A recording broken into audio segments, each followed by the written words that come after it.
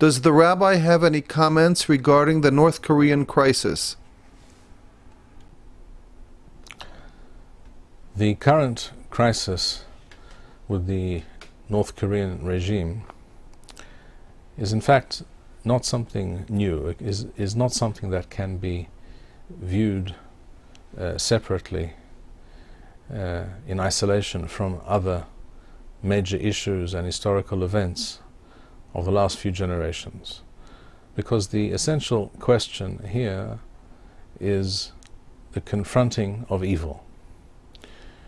I don't think that any reasonable person would contest the statement that the regime in North Korea today is evil and diabolical, in fact. And it is also quite clear that they have very aggressive intentions towards other countries and very likely towards the entire world. The question, therefore, is how to deal with this type of evil, and in a more general sense, how to deal with evil in general.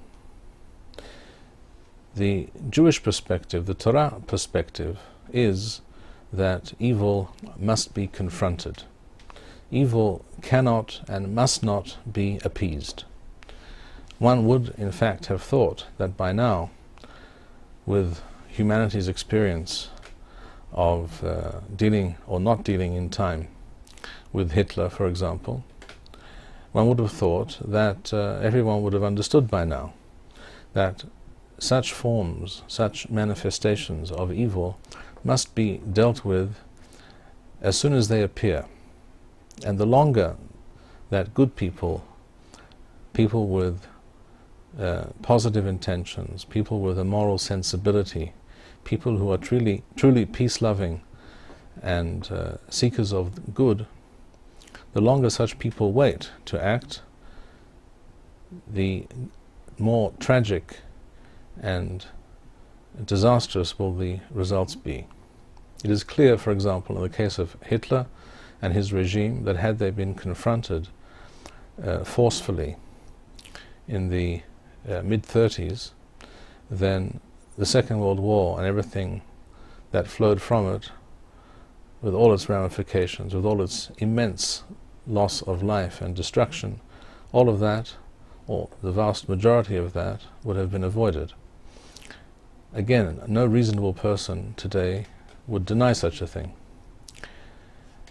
Unfortunately, the West today, which is heavily and seriously influenced by moral relativism, led by the Western liberal left, which would like to believe that all people, all human beings, and therefore by extension all regimes, all cultures, all civilizations, all political systems, are well-intentioned and would like to sit down and discuss things and arrive at some modus vivendi, reach some understanding, and that all people would prefer the way of peace and morality and prosperity to the ways of war and aggression. That is a very naive belief. It would be nice if it were true, but it is not true.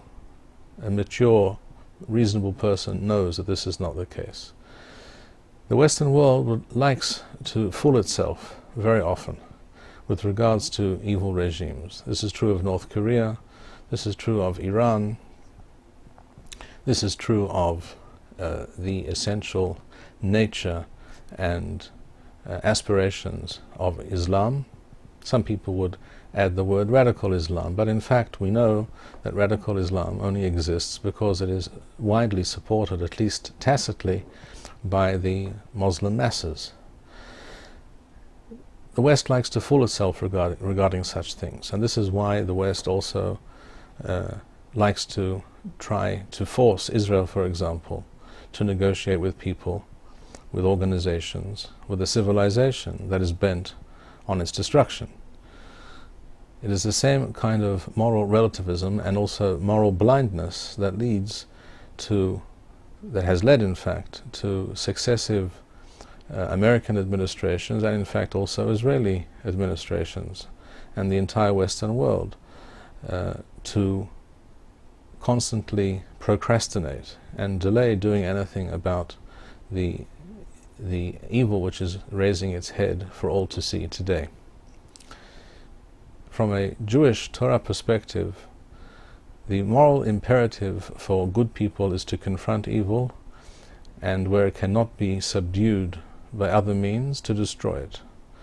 Not because we like destruction, not because we are warmongers, but because that is what must be done for the greater good of humanity and for the world. In this way, and only in this way, will even more tragic, more destructive, and more horrendous results be avoided.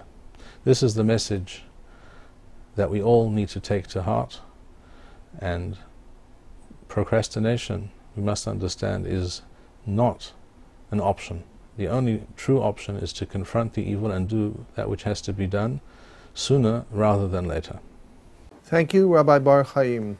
We would like to encourage our viewers to share these videos with friends and send in your responses. We would also like to suggest the following opportunity to our viewers. If you identify with Rabbi Bar-Hayim's message and would like to sponsor or dedicate a video interview with the Rabbi in honor or memory of a loved one, if you would like to obtain Birkon Nusach Eretz Yisrael or invite the Rabbi for a speaking engagement, please email us at office@machonshilo.org.